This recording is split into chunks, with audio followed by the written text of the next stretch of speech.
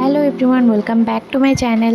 তো আজ হচ্ছে শ্রাবণ মাসের লাস্ট সোমবার, আর আমরা সবাই মিলে ভেবেছি যে আজ যাবো হচ্ছে কঙ্কালীতলা। কঙ্কালীতলা মায়ের দর্শনও হবে, প্লাস ঠাকুরের জল দেওয়াও হবে, মানে জল ঢালাও হবে আর কি। তো দুটোই কাজই হবে।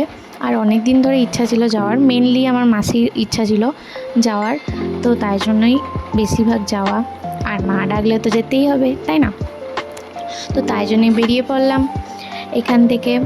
তো আমাদের এখান থেকে মানে ইলামবাজার থেকে কঙ্কালীতলা যেতে লাগে মিনিমাম 1 থেকে 1.5 ঘন্টা।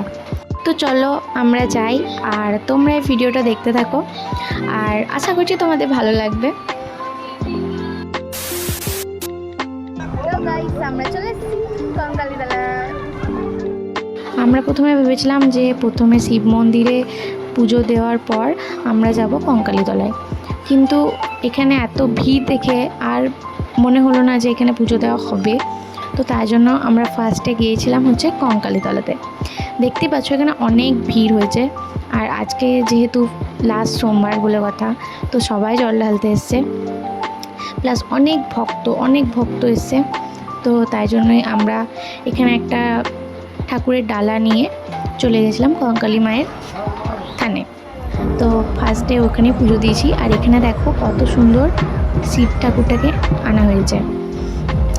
তো এখানে আমাদের পুজো টুজো দেওয়া হয়ে গেছে, আর এখানে কুণ্ডটাও তোমাকে দেখিয়ে দিলাম, যেখানে আমাদের দেবী পার্বতীর অস্থি পড়েছিল।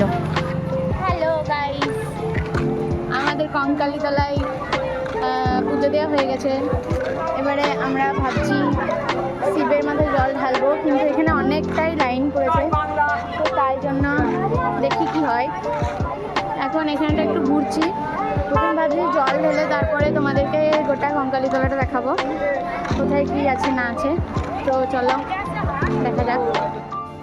হ্যালো গাইস, আমাদের মানে বৃষ্টি মা, আমার মাসি, ঠাকুমা সবাই জল ঢালতে গেছে, মানে ট্রাই করছি জল ঢালার, কিন্তু জানি না কি কতক্ষণ হবে। তাই জন্য আমরা এখন এখানে বসে আছি আর ভাবছি কী করা যায়। বসেই আছি আসলে, এই বৃষ্টি।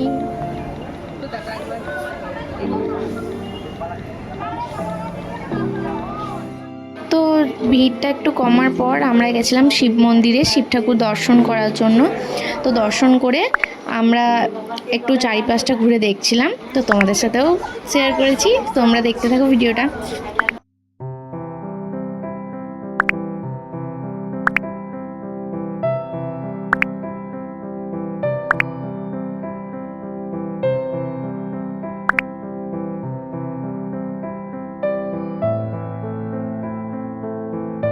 এই ছিল আজকের ভিডিও, তো কেমন লাগলো জানিও। আজকের মতো বাই, দেখা হচ্ছে অন্য একটা ভিডিওতে।